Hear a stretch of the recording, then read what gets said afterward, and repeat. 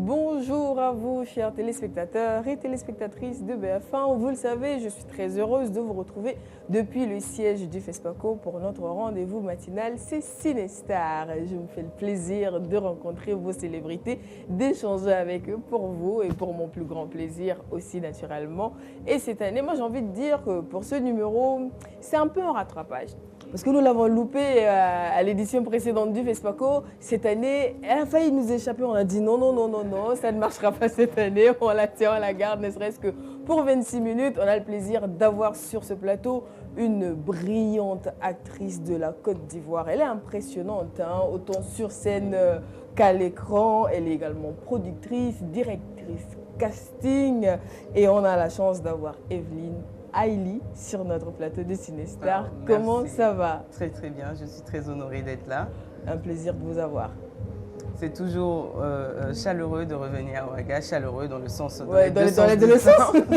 Voilà, vraiment je suis très très enthousiaste parce que je vois que tout le monde a répondu, pratiquement tout le monde a répondu présent. Quand on connaît la tension politique que traverse le pays, c'est vraiment réconfortant de voir que les artistes sont là. On a besoin de se voir, de se rencontrer, d'échanger sur nos différentes prouesses et de voir comment réfléchir ensemble pour faire monter notre cinéma. C'est toujours un honneur. Et vous êtes dans le cinéma et dans le théâtre? Oui, maintenant je suis revenue au théâtre parce que c'était ma première passion depuis l'adolescence à 16 ans. Et donc j'avais arrêté, j'avais repris mes études et quand je suis arrivée en maturité indépendante, je me suis réintéressée à ma passion mais plutôt dans le cinéma.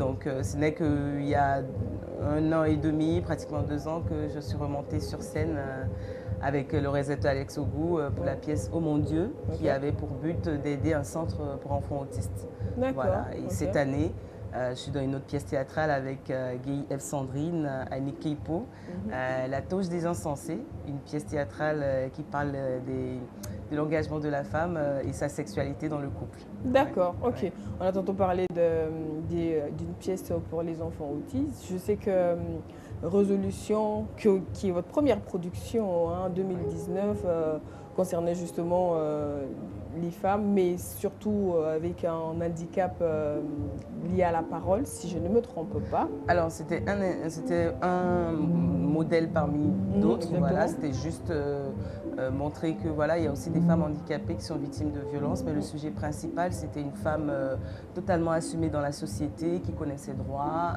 mariée à un procureur, voilà, qui n'a pas faim, comme on dit, mais qui est victime de violences pour présenter la violence psychologique.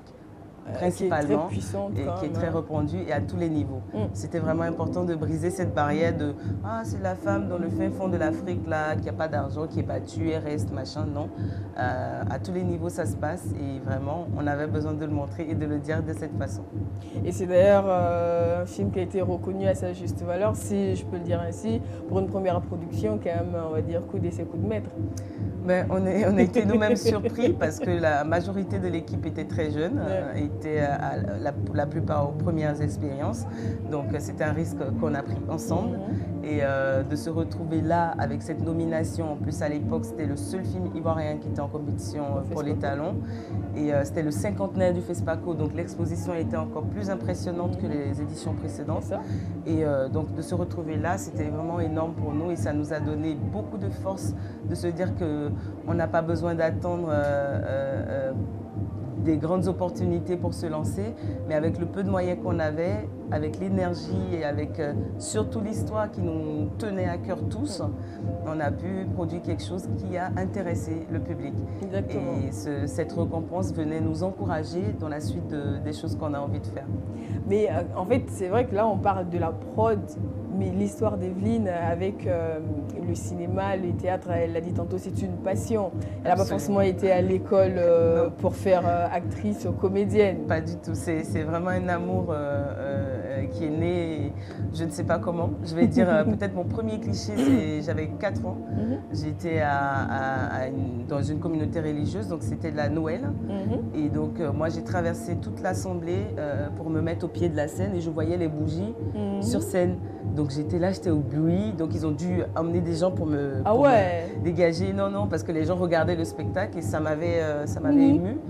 je m'en rappelle encore, donc c'est un souvenir qui était très marquant. Ça doit être Voilà. parti de là. Hein. Voilà, donc à l'adolescence, quand je remonte sur scène et que ça m'aide à vaincre ma timidité, je me dis, ben ouais, c'est ça que j'ai envie de faire. Ça ouvre mon esprit à la culture, à découvrir l'humain, parce qu'à travers chaque scène, on redécouvre l'être humain, on comprend pourquoi des gens sont dans des situations complexes, on en apprend sur l'humain. Et c'est ça qui m'intéresse dans ce métier. Donc pour moi, c'était une suite logique dans ma vie. Je ne pouvais pas faire autre chose. Mais vu que ce n'était pas le schéma tracé pour les parents, pour leurs filles, aujourd'hui, c'est quoi l'appréciation qu'ils en font? Vous-même, vous savez, comme on dit chez nous, vraiment.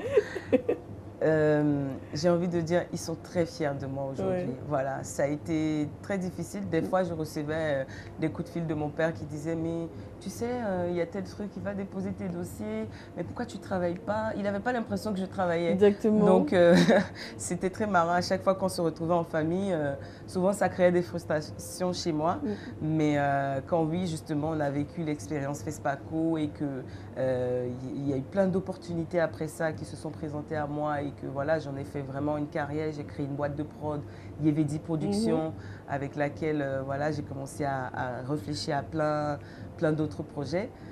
Il a vu que voilà, c'était la passion que je voulais et ma mère, elle a toujours été pour, elle m'a toujours soutenue, accompagnée, motivée. Donc je t'embrasse maman, voilà. C'est important quand un membre de la famille nous soutient parce que souvent c'est pas évident. On se tourne vers l'inconnu et des fois c'est pas simple à gérer. Mais je suis très heureuse aujourd'hui que ils disent « je suis le papa de Evelyne ». Voilà, c'est ça. Donc, c'est cool maintenant. Exactement. On est très contents. Se tourner vers l'inconnu, mais apparemment un inconnu qui nous connaît et qui nous appelle, si je peux assimiler ça comme ça. Absolument. Parce que quand je regarde Evelyne, je ne sais pas d'où elle sort cette énergie quand elle incarne un rôle. Parce qu'on a vraiment l'impression, en fait, non, elle ne peut pas être en train de jouer, c'est elle. C'est pas possible. Elle a la trempe des plus grands. Oui, en fait, je suis habitée, j'ai l'impression, parce que pour moi, comme j'aime dire, rentrer dans un personnage et ne pas créer de l'émotion, c'est trahir cette personne. Même quand je faisais Résolution, je me suis dit, une femme qui vit la violence, si elle ne se reconnaît pas en moi, je l'aurais trahi. Je serais venue l'exposer sans lui montrer qui elle est vraiment et lui apporter des solutions. Donc, dans chaque personnage, même si je dois être juste une balayeuse, il faudrait que le passage soit clean et qu'on se dise « ouais, la balayeuse, là, franchement, il faut qu'elle vienne balayer chez moi. » Voilà, je mets toute mon âme dans toutes les productions que j'arrive à avoir comme opportunité parce qu'un producteur, il met son âme dans son projet, il met de l'argent, il sacrifie son temps.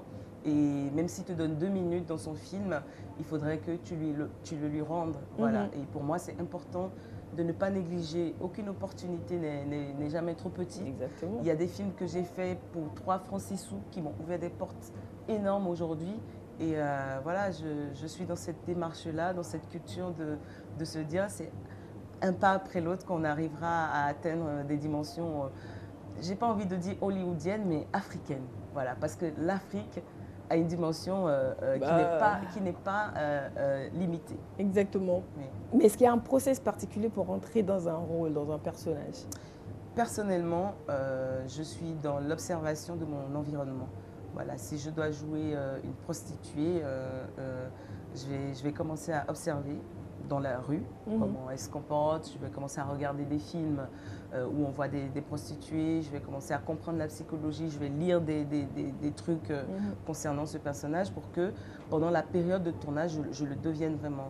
J'ai l'expérience Saloum avec Jean-Luc Herbulot où je jouais une malentendante. Donc je faisais le langage des signes que j'ai appris en 3 semaines avant le tournage. Ah oui. Donc c'était très intense et pour pouvoir rester dans ce personnage muet parce qu'il y avait beaucoup de silence dans le film, mais je devais avoir une présence. Donc il a fallu moi-même devenir vraiment sourde.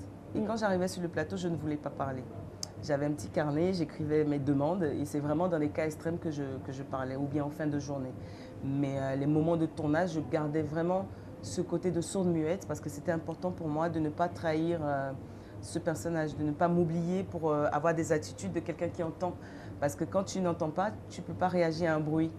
Donc si je n'ai pas la conscience que je ne dois pas entendre, voilà, on regarde les films en 2 minutes, 3 minutes, mais on ne se rend pas compte voilà, de tout ce qu'il y a derrière. On ne vient pas juste faire la belle, on ne vient pas juste apparaître devant un écran. Oui, c'est moi, Evelyne Aïli. Non, on vient toucher des âmes, on vient traverser des vies parce que on peut être dans le salon d'un président, d'une femme de ménage dans la même seconde et chacun a une sensibilité différente. Et quand nous, artistes, on arrive à les atteindre en même temps, c'est de la magie, ça n'a pas de poids, quoi. On ne peut pas quantifier ça. Exactement. Ouais, moi, c'est ma satisfaction. Mais moi, quand même, j'ai pas envie de dire ça m'inquiète un peu, mais quand même, si. Est-ce qu'il n'arrive pas que le personnage vous poursuive jusque dans votre vie de tous les jours, si on entre autant dans le rôle? Alors, c'est pour ça que c'est important de vraiment considérer ça comme un travail. Comme souvent les gens me demandent, ah, mais est-ce que si tu dois embrasser dans un film, ça va déranger ton mari, tout ça, nanana. Je dis, c'est sûr que si j'étais chirurgienne, je n'allais pas l'appeler tous les matins, bon chérie, j'opère quelqu'un aujourd'hui, c'est bon, je peux le faire ou pas. Donc quand mon travail est considéré comme un métier, je me donne la rigueur de pouvoir me détacher de ce pas-là. C'est sûr qu'on n'en sort jamais sans rien, parce que voilà, c'est un travail qui touche le psychique aussi. Donc on apprend des choses, ça nous grandit. On apprend des souffrances, on apprend des joies, tout est intense, on vit tout pleinement. Donc oui, moi je suis contente de partir avec des choses de mes personnages, mais je sais ce que je prends. Voilà, je ne prends pas tout et n'importe quoi. Donc vous décidez. Je sais faire la part des choses. Je suis Evelyne. Dans la vraie vie, Evelyne, c'est une réservée. Voilà, ceux qui me connaissent, si ce n'est pas dans mon environnement familial, je suis très réservée. Mais au cinéma, je peux être tout ce que vous voulez. Je suis comment on appelle, une pâte à modeler, que le réalisateur fasse de moi ce qu'il veut. Exactement. Justement, on arrive à la direction de casting. Est-ce que c'est dire qu'avec tout ce travail, ce bagage, j'ai envie de dire, j'ai l'impression qu'en quelques années, il y a quand même eu beaucoup de choses qui se sont réalisées autour de la vie d'Evelyne. Est-ce que en arrivant à la direction casting, on a suffisamment confiance pour dire tiens, maintenant j'ai l'œil pour repérer qui peut jouer un rôle? Alors, ça a été vraiment une belle surprise pour moi quand j'ai eu cette opportunité. Et pour avoir cet amour-là du cinéma, quand tu finis de lire un film, en le lisant, tu as une lecture personnelle, tu mets des visages, tu mets des formes. Après, le scénariste a sa vision, le réalisateur et l'équipe. Donc, travailler avec un réalisateur comme Alex Ogou, qui est un œil quand même fin dans la série et dans le cinéma africain aujourd'hui, c'était vraiment une belle opportunité pour moi de pouvoir présenter mon point de vue en tant que comédienne et de se dire, on se fait confiance entre nous, essayez le rôle, s'il est pour vous, vous le prenez. Mais la direction casting, c'est des propositions de rôle, mais elle n'est pas décisionnaire de rôle. Donc le point final revient au réalisateur et au producteur. Donc voilà, c'est des aventures qui restent toujours agréables, mais la satisfaction dans ce métier, c'est quand on regarde l'écran et qu'on se dit « Ah, on l'a fait, ça cadre bien ». C'est un bon choix. Voilà, et on peut se tromper, personne n'est parfait, mais quand la majorité l'emporte, c'est une satisfaction. D'accord, alors on a déjà la casquette d'actrice, de productrice, de directrice casting. Jusqu'où on ira? Ah, on n'a pas de limite parce que le cinéma a plus de 60 métiers. Exactement. Donc on espère les explorer presque tous. Voilà, de temps en temps, il peut m'arriver de traîner dans d'autres postes, même si je ne le fais pas continuellement. Mais j'ai vraiment l'intention de m'intéresser à la réalisation, de m'intéresser à des métiers comme la régie générale. Parce que voilà, c'est des grosses problématiques aussi qu'on a, surtout la régie générale, dans les productions. Parce que quand tout n'est pas calibré, on n'a pas beaucoup de budget. Donc il faut aller straight to the point, comme on dit, aller droit au but, ne pas perdre de temps. Et c'est important que des femmes ne se cantonnent pas uniquement dans la présentation physique, mais qu'intellectuellement, on découvre des beaux métiers comme ingénieur de son. Moi, je rêve de voir des femmes ingénieurs de son, des femmes chefs opératrices. J'ai pu travailler avec une chef opératrice justement sur le film Mami Wata. C'était ma première expérience. Elle s'appelle Lily Suarez. Elle est brésilienne. et de la voir pendant des scènes tenir la caméra de combien de kilos, se mettre dans des postures, enfin, ça m'envoyait une telle énergie que je ne pouvais que rendre Oui. un jeu à la hauteur de son travail. De son travail, exactement. Voilà, et de se dire que nous, les femmes, on n'a pas de limite, on peut donner tout ce qu'on on a, on ne doit pas se mettre de barrières. Tant qu'on a envie de le faire, on peut le faire. Voilà. Quand on est une femme, on se dirait que ça semble évident d'être engagée pour la cause de la femme, mais j'ai quand même l'impression que, justement, pour Evelyne, c'est à un niveau encore plus poussé. D'où ça vient, ça? Alors j'ai envie de dire, c'est mon âme d'artiste, parce que nous les artistes, à quelque niveau que ce soit dans le rire, dans le drame, dans l'horreur, on a tous un message à passer, on a tous quelque chose à transmettre, à quelque niveau que ce soit. Et oui, je pense que je suis une artiste simplement, donc c'est notre rôle. Pourquoi spécifiquement la femme? Pourquoi pas autre chose? Parce qu'il y en a tellement. Alors pourquoi pas la femme? Parce que déjà je suis une femme, donc je me connais, je sais mes problématiques que je rencontre au quotidien. Et comme d'autres femmes, quand on est seule face à son miroir, on se dit est-ce qu'on peut être à la hauteur de cette tâche? Est-ce que comment ça sera perçu? Surtout si on est dans une société sociétalement ou religieusement quadrillée, on est limité dans beaucoup d'activités qu'on a envie de pratiquer. Et c'est vraiment important de passer les barrières. Voilà. Donc moi, je suis depuis toute petite. Bon, là, papa, je vais te trahir. Hein, mon père m'appelait la petite rebelle. Voilà. Parce que j'ai été toujours celle qui a toujours fait les premiers pas des innovations de tout. D'ailleurs, je suis une artiste. Donc voilà, aujourd'hui, j'ai mon petit frère qui m'a rejoint. Il veut faire l'image aussi. Donc on est en train de rentrer dans cette énergie-là. Et voilà, rien n'est impossible à la femme. Moi, je défends nos causes parce que si on ne le fait pas, ben, qui va le faire pour nous? C'est clair, hein, parce que qui le comprendra mieux que nous pour nous défendre. FESPACO 2023, donc 2 films en compétition, on va dire. Une série et un film en compétition. Oui. Donc comment on le vit? Eh bien, déjà, ça a été une belle surprise hein, parce que l'annonce est arrivée le même jour sur le site du FESPACO. Et donc, j'étais très heureuse parce que c'est vraiment 2 projets totalement différents. Obatanga, c'est une série voilà, où je tiens le rôle d'une épouse éplorée qui a son mari, voilà, qui est un peu dans le blanchiment d'argent, qui a eu une vie riche rapidement et qui est dans une frustration constante pour redorer l'image qu'elle a d'elle-même. Voilà. Donc c'était un rôle de femme et tout ce que vous voulez. Et Mami Wata, ce qui n'est pas...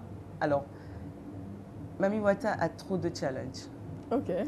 Trop de challenges dans la mesure où le challenge principal, c'était de tourner en broken English. Broken English, c'est le argot nigérien, donc l'anglais cassé. Et c'est comme si on me disait d'aller tourner en nushi.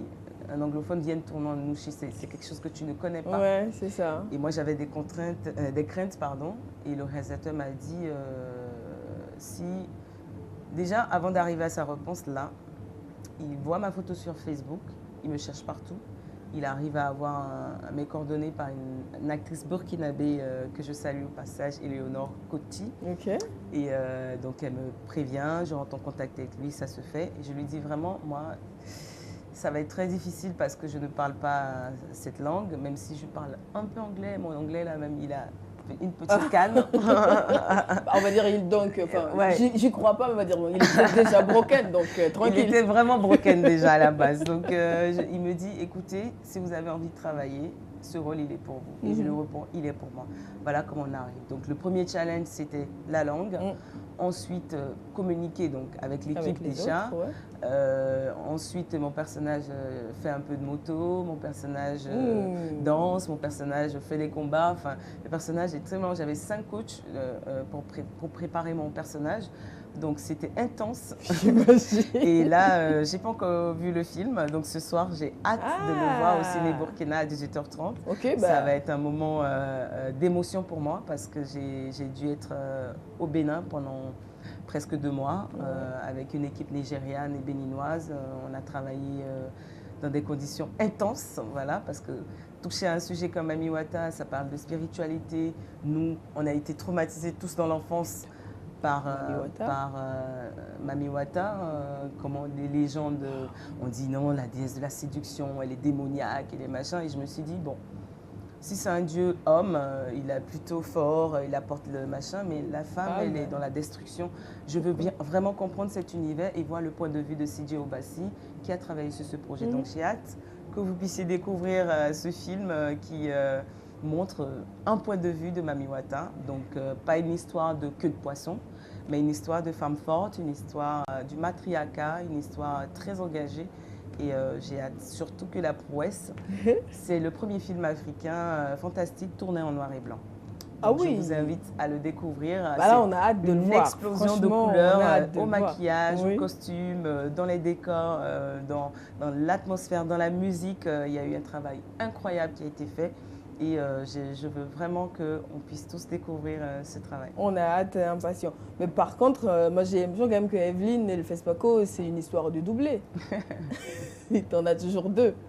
Oui, on va dire qu'on travaille, on se donne des moyens. Quand on a des opportunités, on y va à fond, quelle que soit l'opportunité. Et on a la chance maintenant, ou l'aide de Dieu pour nous mettre en lumière. Donc on profite de cette lumière, tout simplement. Être actrice d'une certaine trempe, être sollicitée un peu partout, ça demande quand même de bouger pas mal et d'avoir une vie assez mouvementée et intense. Comment on gère? Comment on gère? On gère, tout simplement. Voilà, on se dit bonjour, bon là je vais vous laisser, je pars à l'aventure. Non, plus sérieusement. Je pense que tous ceux qui sont dans le domaine du cinéma savent que les projets demandent beaucoup de temps de préparation. Donc on est informé à l'avance, on s'organise dans le calendrier. Si on est hors du pays, voilà, on fait toutes nos tâches afférentes avant de partir. On délègue, on a des équipes, on a des amis. Ce qui est plus difficile pour un comédien, surtout, c'est d'être sur deux projets en même temps dans différents pays. Ça, c'est les problématiques. Et moi, j'évite ça au maximum. Si je ne suis pas en train de tourner une série qui reste longue sur l'année, on a des séries qui partent jusqu'à 8 mois, 9 mois de tournage, ça a été l'histoire de Cacao. Donc c'est 1 an de ta vie qui est en stand-by. Donc on s'organise dans le programme pour avoir des moments de flexibilité pour faire autre chose, mais accepter d'autres rôles qui ne te demandent pas une transformation physique. C'est Sinon, important, c'est clair. Difficile nous, les femmes, on a la chance de pouvoir tourner avec des perruques, à devenir d'autres visages, mais pour les hommes, c'est pas évident. Si tu as la barbe ici, tu n'as pas la barbe là-bas, tu rates des opportunités. Mais quand je suis en long métrage, je m'engage uniquement sur ce long métrage. Un projet à la fois. Un projet à la fois, parce que c'est important de mettre toute mon énergie dans un espace pour pouvoir donner un résultat au moins correct. Et en tout cas, jusqu'à présent, on va dire, rien à reprocher, RS. Jusqu'à présent, la famille m'encourage. Voilà, ce n'est pas toujours simple, mais la famille, j'ai une famille incroyable, j'ai quelqu'un qui m'aime incroyablement et qui me soutient, qui est toujours là pour moi dans tous les moments, les hauts et les bas. Donc, je t'aime, chérie. Voilà. Je suis très, très chanceuse de pouvoir avoir une vie pareille et j'espère que ça ne va pas se limiter à ma maison et que la lumière que j'ai envie de partager va s'étendre au-delà des frontières. La lumière du nom de la maison de prod. Yevedi Production. Eh bien, lentement et sûrement, on a achevé nos 26 minutes. Ah, très rapidement. Déjà? Pourquoi je veux rester? Non. On la garde. Donc, si vous ne la voyez pas à la maison, vous en faites pas. C'est nous qui l'avons gardée dans un petit coin. C'était un immense plaisir d'échanger avec vous. Franchement, on souhaite bonne chance de films à la série et aux films en compétition. Envoyez-nous de la force et venez surtout voir les films. C'est en ça que vous nous encouragez à continuer de vous faire rêver. C'est très important et en tout cas, on souhaite bonne suite de FESPACO, même s'il va être court pour vous, parce que très rapidement, les planches vous attendent du côté de la Côte d'Ivoire. Bon vent dans la carrière, autant au cinéma, au théâtre, au cinéma, je veux dire, dans toutes les carrières, hein, prod, réal, tout ce que vous allez explorer, amour, absolument. C'est important. Amour, exactement. La foi aussi. C'est très important. La foi, le don de soi pour la cause des autres. Oui, j'ai perçu ça. C'est important. Donc, beaucoup de courage, beaucoup d'énergie positive pour vous. Merci. Et BF1, sachez-vous. Merci. Quand vous voulez, n'hésitez surtout pas à nous rendre visite. Merci de nous faire exister à travers cette émission. C'est très important parce qu'on est là, on est au FESPACO, parce que vous êtes là, parce que vous donnez entièrement, sans compter corps et âme, pour que vivent les films que nous apprécions. Donc, on ne peut que vous rendre l'appareil un tant soit peu, même si ce n'est pas forcément à la hauteur de ce que vous nous donnez. Beaucoup de courage et bon vent surtout. Merci. Eh bien, mes téléspectateurs, oui, malheureusement, hein, il faut conclure à un moment donné. Mais on se retrouve, vous le savez, demain matin, Cinestar, mais cet après-midi, Écran FESPACO, on débat, on échange, on discute avec toute une équipe. Avant de vous dire au revoir, permettez-moi de dire un grand merci à la Maison Lobo qui m'habille aujourd'hui. Merci beaucoup, merci beaucoup. Très beau vent, une jeune créatrice pétrie de talent. J'ai envie de dire, excuse-moi Mira, elle est haute comme trois pommes, mais elle a un talent démesuré. Merci beaucoup pour la tenue et surtout bon vent également à toi. Et à vous, chers téléspectateurs, je réitère, vous le savez, je le dis à la fin de chaque émission, allez-y au cinéma, profitez du FESPACO, faites vivre nos acteurs de toute la chaîne de cinéma. Le cinéma africain peut nous amener plus loin que ce que vous imaginez. Alors, faites votre part, allez au cinéma, poussez les acteurs, c'est ensemble qu'on va y arriver. Au revoir.